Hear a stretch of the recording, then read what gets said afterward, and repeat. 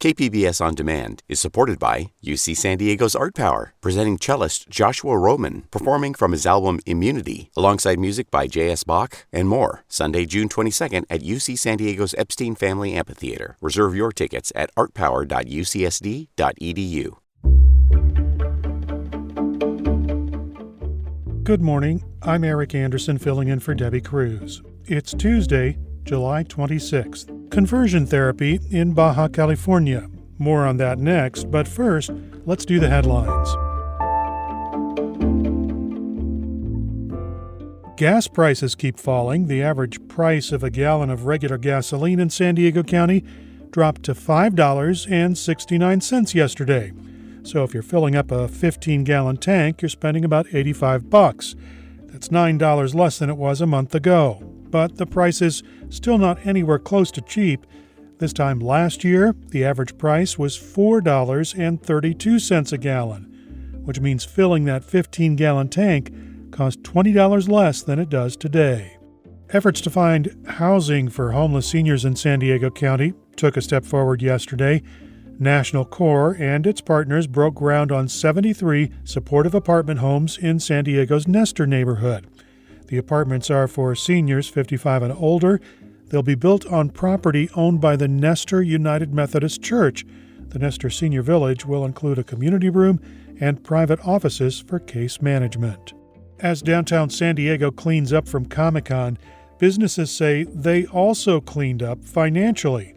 Economic numbers won't be available for a while, but the convention's impact on the local economy is estimated to be over $165 million, with $90 million in direct spending. All told, more than 135,000 people visited the convention center this weekend, and they left a lot of trash. Downtown San Diego Partnership officials say more than 46,000 pounds of trash were picked up, twice the normal amount. From KPBS, you're listening to San Diego News Now. Stay with me for more of the local news you need.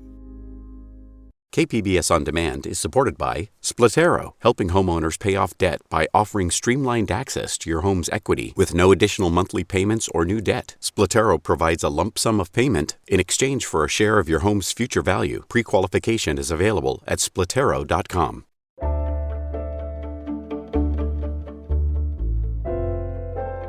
The governor of Baja California vetoed a ban on conversion therapy, that debunked practice that aims to change people's sexual orientation.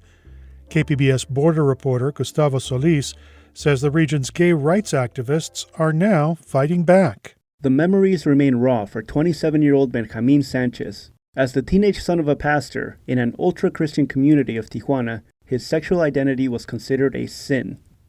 Church leaders told him that conversion therapy would offer him a cure, but he ended up with trauma. I had to look at a mirror and say, I am not this. I do not like men. Being feminine is bad. Being feminine goes against God's plan for me. For years, the so-called therapy left Sanchez confused and prone to panic attacks. So this spring, when he heard that Baja California State Congress was going to ban conversion therapy, Sanchez decided to speak out. I think it's my responsibility, as someone who lived through this and survived, that no one else has to go through this. The state Congress initially passed a ban in April, but the governor, Marina del Pilar Ávila, vetoed the ban. Instead, she chose to regulate the industry. The governor's regulations give parents the right to choose to send their kids to conversion therapy, as long as the kids are not forced to go.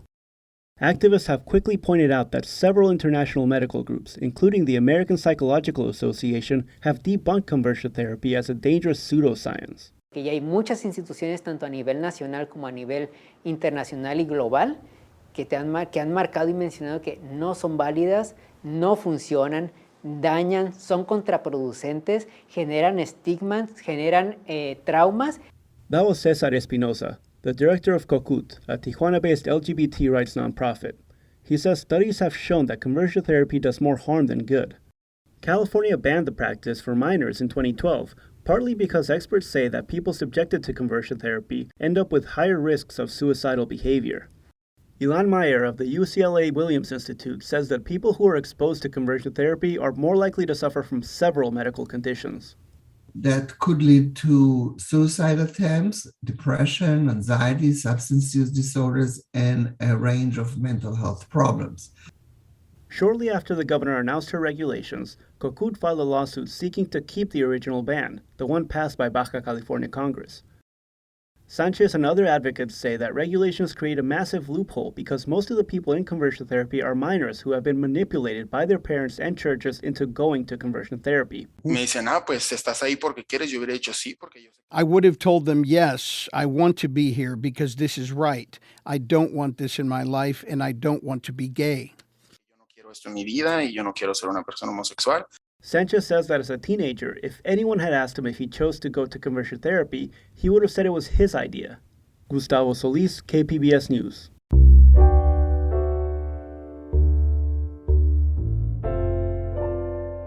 Wastewater is showing COVID cases in San Diego are increasing dramatically. KPBS health reporter Matt Hoffman says hospitals are preparing for what could be coming. Data from the Point Loma treatment plant shows a sharp increase in the amount of COVID found in San Diegans' wastewater. What that tells us is that in the next 2 to 4 weeks, we are going to be dealing with more cases of COVID, and no questions about that. Dr. William Sang is Assistant Chief of Staff for Kaiser San Diego. He says wastewater has proven to be an early indicator of when COVID cases are rising, and this summer's surge is driven by the highly contagious BA.5 subvariant. We really never know that we're over the peak until we're on the other side, so it's hard to predict, but we're not on the other side yet. COVID-related hospitalizations have been increasing. Sang expects the upticks to continue. He recommends people mask up and get boosters. Matt Hoffman, KPBS News. The San Diego City Council voted Monday to put Reforming the People's Ordinance on the November ballot. It'll be up to city residents to decide if single-family homes will have to pay fees for trash pickup. KPBS reporter Kitty Alvarado has details. The People's Ordinance says the city cannot charge some citizens, mostly single-family homeowners, a fee for trash pickup. We have a 100-year-old rule on the books that is not built for modern-day society, and we're all worse off for it. Council President Shanilo Rivera was a yes vote, and he notes trash collection isn't really free. It's currently paid for out of the city's general fund. He says if voters reject the reform proposal in November, some tough choices will have to be made. And our general fund will continue to take the hit. And it takes the hit in the range of about $50 million per year. And that's $50 million that won't otherwise be able to be spent on parks, libraries, firefighters, lifeguards. Elo Rivera says if the measure passes, it will still take a lot of community forums and studies for the city to establish what services will be offered and what they will cost. Kitty Alvarado, KPBS News. Coming up, goats are now working for SDG&E. We'll have that story and more after the break.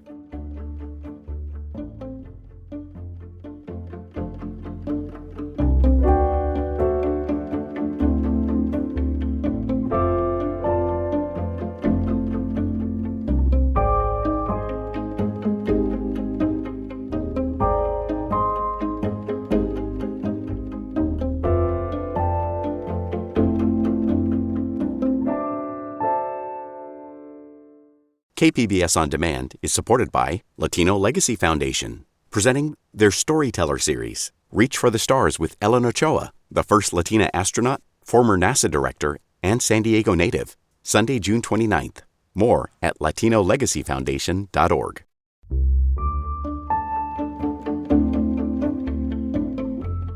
No, it's not a new petting zoo in town, but San Diegans may have noticed a herd of goats in open land areas. KPBS reporter Tanya Thorne tells us the animals are not hanging out to graze.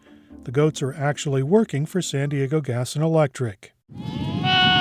Goats are SDG&E's newest wildfire fighting partners. Last month, the energy company started a new goat grazing pilot program. Rented goats are taken to high-risk fire areas to clear out dry brush. Johnny Gonzalez is the owner of the Environmental Land Management Company. On the card, it says goats for hire because people didn't know what environmental land management did. So I had to get it out there that, yeah, we rent out, or you guys can utilize our goats for fire breaks. Gonzalez says the goats aren't just reducing wildfire danger, but carbon emissions too. It's a lot better than just cutting. You don't have the chaff and the duff laying around. They've literally converted it where you don't even notice it. And for the carbon aspect of it, it's all still on site. It hasn't been transported out. The nutrients are still in the soil, and there is no seeds. The goats remove like 99% of the seeds. Gonzalez says once the goats are done, the land is in better shape to suppress a fire. SDG&E has used Gonzalez's goats in Oceanside and Chula Vista to clear brush near power lines. The next site will be in Escondido. Tanya Thorne, KPBS News.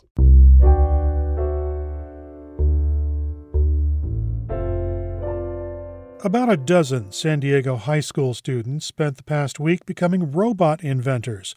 They're using part of their summer vacation to learn more about science and technology. Joshua Williams is an alumnus of the University of San Diego, where he founded USD's student chapter of the National Society of Black Engineers. He hosted the first-time science camp for students with the Young Echelon organization, which helps to empower the next generation of black leaders.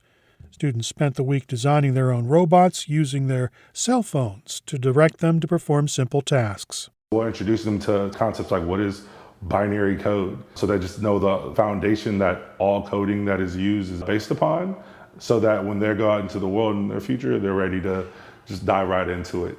The Young Echelon organization also provides summer training for high school students of color to learn skills in business leadership and community outreach.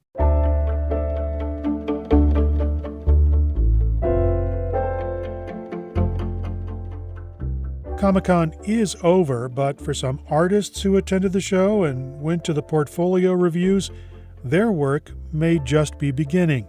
KPBS arts reporter Beth Accomando gathered interviews from publishers and artists on Friday at Comic-Con's portfolio review area in the sales pavilion. Waiting for one of the portfolio review panels. I'm waiting for portfolio review from Immortal Studios. Pretty excited. Basically means checking out your artwork. If you're looking for either work or even criticism, if you're looking to improve, it's probably the best way to do it. My name's Tom Dougherty, and my title is Editor-in-Chief / Publisher / Owner of Committed Comics. For Committed Comics, we've hired a tremendous amount of people from doing portfolio reviews here at Comic-Con. So are you just looking to pretty much work for hire at this point, or? It kind of opens up the ability to see more than what can be put in front of me digitally. It's really nice to actually be able to connect with somebody face to face and actually, look at their stuff physically, and point out different things about, the artwork that might work, or the storytelling capacity, or just, whatever different facets they actually have in their portfolio. So instead of doing the static, hey, I'm here, doing more of a dynamic review coming out. I never know what's going to happen when the person sits down and they say, here it is, and they open it up, and it's either, a wonderful treasure trove of things, or I'm looking at it going, I'm very confused. But it's like because of the fact that it's in this small panel, you've limited yourself. Like, you obviously have the ability to draw it, and to draw a nice action pose. So I like the fact that you can sit down and talk to people, talk to editors. I mean, it's great to do it online, but it always feels better just to have like the one-on-one talking to somebody. I think one way to potentially fix this is if you were to pull the view back a little bit more. I've gained some work, and then also gained a lot of pointers on how to improve in my artwork. The good ones they're very open to criticism. The problem that I'm having from looking from page 1 to page 2 here is the placement of the plant. At the same time, though, when I look at a portfolio, I'm not going to sit there and be like, that's terrible and that's wrong, and that doesn't do them any good either. If I'm just mean to them, take every single note that people give you and just go from there. Try to improve. I like to see how I grow as an artist, because each year my style grows from the comic book to more realistic. So it's nice to see the evaluation from professionals to get their perspective on my work. So again, with your inks, you got to be careful and cautious of making sure the line weights aren't the same, because this gets very hard to see. Well, in this business, you have to have a very thick skin. a good constructive criticism is a great way to learn from. Hank Knault's publisher at Clover Press. So it's nice to get feedback in person from another human being that can tell you the areas that you should work on and focus on. He evaluated my work. It was great. He complimented on it. It's not just about being told what to fix, it's also being told what you're doing right and what to do more of. So he gave me great advice of basically making my characters to stand out compared to the background. So my characters can pop. So it's pretty awesome. Some people are going to be bluntly honest with you, and then some people might actually sugarcoat it if you're at that level. If you're not, you're going to hear it. They're going to tell you. It's best just to take notes and then come back next year and just keep at it, keep at it, keep at it. So we just had a portfolio review for our comic Glitch. It's a project that Sarah does the writing for, I do the art for. And we just kind of sat and got some feedback on what was working out, what needed some improvement, and just places we could do better in the future. It was really eye-opening for me as a writer to go through the portfolio review, and the emphasis is a little more on the art because it helps me in the scripting process to kind of get a better handle on what goes into translating the words into a visual medium. You ended up liking something that wasn't on the pages that I brought. I wanted some of my personal work. I mean, again, I'd be interested in seeing a treatment of that. So I'm going to be sending him some treatment of what I did, and then hopefully we'll take it from there. That's the most important thing, is following up with everyone that you talk to. The publishers interviewed were Tom Dougherty of Committed Comics and Hank Kanitz of Clover Press. The artists interviewed were Julian Aguilera, Maximus Spragovsky, Alston Novak, and Sarah Landauer. That's it for the podcast today. As always, you can find more San Diego news online at kpbs.org. I'm Eric Anderson. Thanks for listening. Have a great day.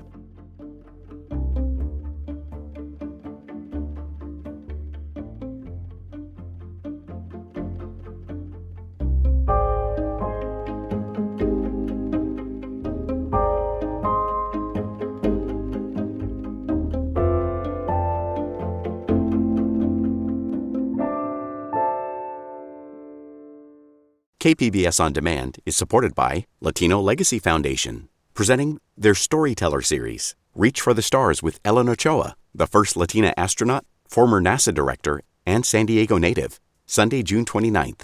More at latinolegacyfoundation.org.